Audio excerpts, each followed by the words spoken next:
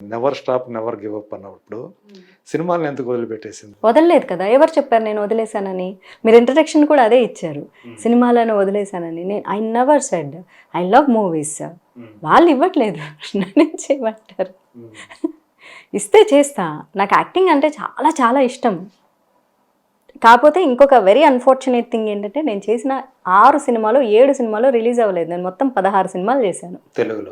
తెలుగులో మొత్తం ఓవరాల్. తమిళ్లో కూడా చేశారు కదా? తమిళ్లో 2, కన్నడలో 1, తెలుగులో ఒక 13. అందులో తెలుగులోవే 6-7 సినిమాలు రిలీజ్ అవ్వలేదు. అవన్నీ హీరోయిన్గా చేసినవేనా? అన్నీ హీరోయిన్గా చేసినవే తెలుసా. నేను ఏవి వేరే పాత్రలు చేయలేదు. కరోనా టైంలో లేడీ అని టీజర్ కూడా రిలీజ్ చేశాము. మోనో ప్లే చేశాను. నేను ఆ డైరెక్టర్ని మొన్న కూడా అడిగా, మీరు రిలీజ్ చేయరండి సినిమా ఇంకా అని. అసలు రెస్పాండ్ అవ్వడం మానేశాడు. నేను ఇంతకు ముందు మీకు ఎందుకండి, టైటిల్ రోల్ నాదే. అది మోనో ప్లే, అది ఆడియోలు వినిపిస్తుంటే తప్ప సినిమా మొత్తం నేనే కనిపిస్తా.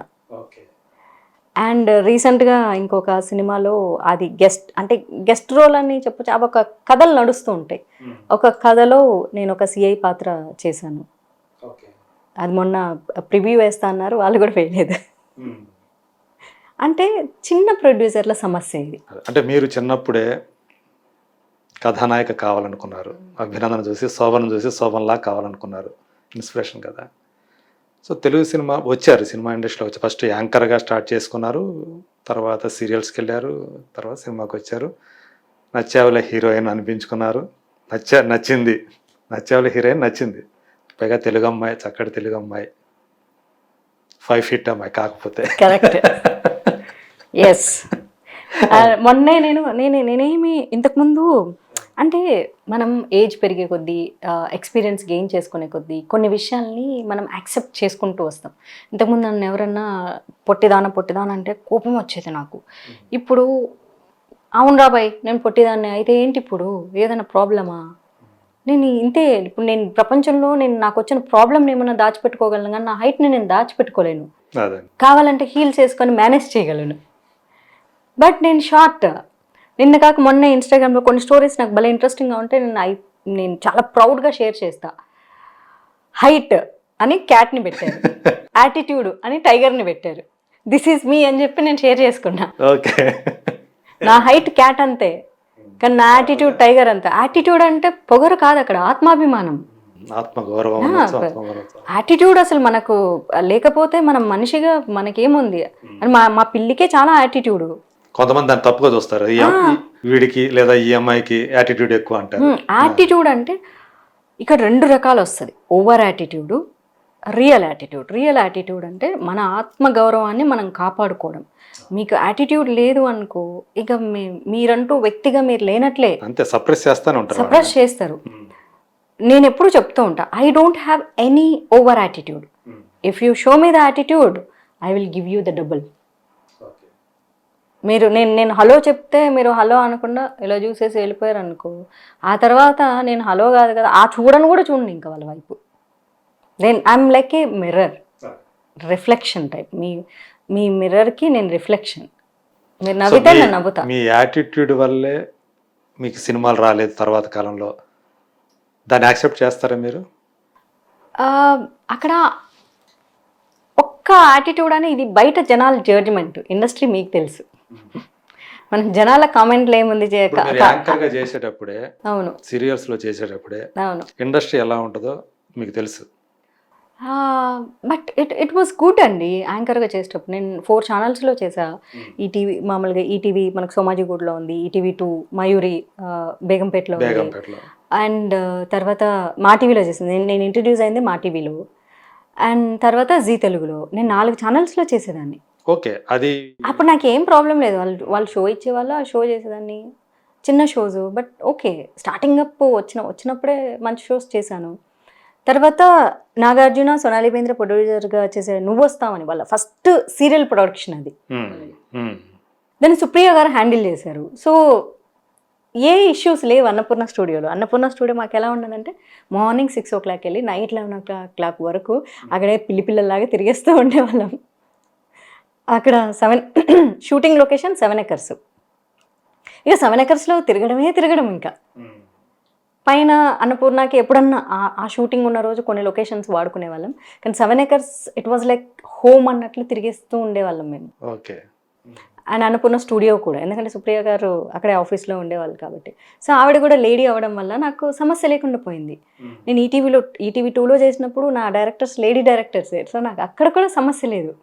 నేను మా టీవీలో చేసినప్పుడు నా ప్రోగ్రామ్ డైరెక్టర్ గోపి నా ఒక సినిమాకి కో డైరెక్టర్గా కూడా చాలా సంవత్సరాల తర్వాత చేశారు. సో గోపి చాలా అంటే చాలా మంచి గోపి. ఓకే. అండ్ ఈటీవీలో కూడా ఒక ఆయన ఉండేవాళ్ళు, ఆయన పేరు ఏదో ఉండేది కానీ very serious director, too much serious. రెడీనా మాధవి చెయ్యి, ఇంత టైప్ డైరెక్టర్ ఆయన. సో ఆయనకి నాకు అసలు కాన్వర్జేషనే ఉండేది కాదు. కానీ ఆయన నేను షో వదిలేసి వెళ్ళిపోయేటప్పుడు ఆయనలో కూడా ఇంత మంచి మనసు ఉందా, ఇంత కోపంగా ఉంటానని, మాధవి నువ్వు షో వదిలేసి వెళ్ళిపోతుంటే చాలా బాధగా ఉంది, వచ్చేసి ఎంత నీట్గా ప్రోగ్రామ్ చేసుకొని వెళ్ళిపోతావు అంటే, ఆయన సీరియస్ పర్సనాలిటీనే కానీ అరే ఈ అమ్మాయి వచ్చి ప్రోగ్రామ్ నీట్గా చేసేసి చెప్పిన టైం ఫట్మని వెళ్ళిపోతుంది కదా అన్న కాన్సిడరేషన్ అని. జీ తెలుగులో నాకు అసలు ఎవ్వరు ఇక్కడ ప్రాబ్లం పెట్టలేదు.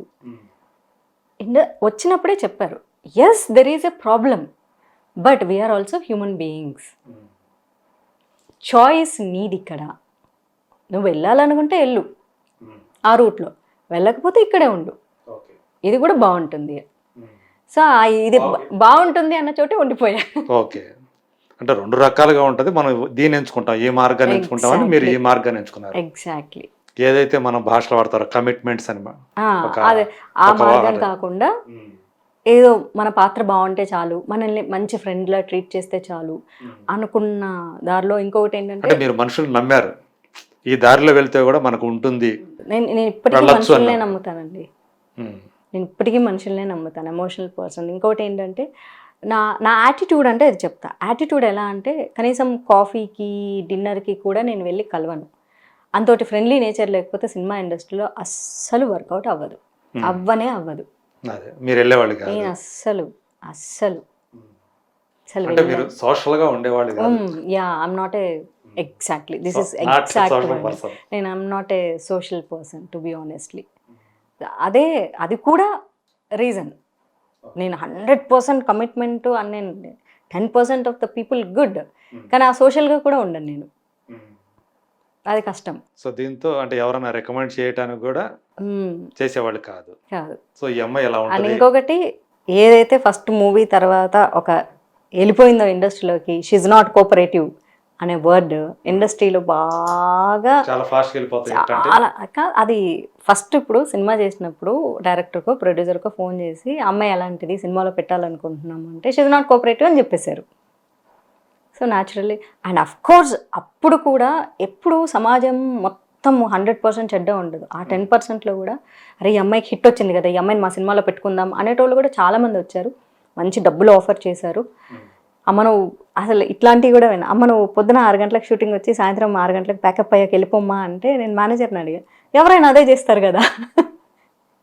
మా మేనేజర్ అయ్యో మెంటల్, నీకు అసలు అర్థం కావట్లేదు ఆయన ఏమన్నారు మార్నింగ్ 6 o'clock రమ్మా, ఈవినింగ్ 6 o'clock ప్యాకప్ వెళ్ళిపోమ్మా అన్నారు అని. అంతే కదా అనింది అని. ఏ మెంటల్, మాకేం కమిట్మెంట్ అక్కర్లేదు, సినిమా చేయి చాలు, డబ్బులు ఇస్తాము అంటున్నారని. ఓ అచ్చా ఓకే, దీని వెనకాల ఇంత మీనింగ్ ఉందా. సడన్గా ఫ్లాష్ అవ్వలేదు అంటే ఏదో నాకు తెలియని అమాయకురాలని కాదు, ఆ మూమెంట్ ఫ్లాష్ అవ్వలేదు అంతే. సో అలా ప్రతిదానికి ఒక అంతరార్థం ఉంటుంది అక్కడ భాషలో, అది సినిమా ఇండస్ట్రీలోనే ఉంటుంది, ప్రత్యేకంగా ఆడపిల్లలతో మాట్లాడే వాటిలో ఉంటుంది అది. కరెక్ట్. సో అలా ఎన్నో మొదటి నుంచి అలా చిన్న చిన్న పదాలకు కూడా అర్థాలు నేర్చుకుని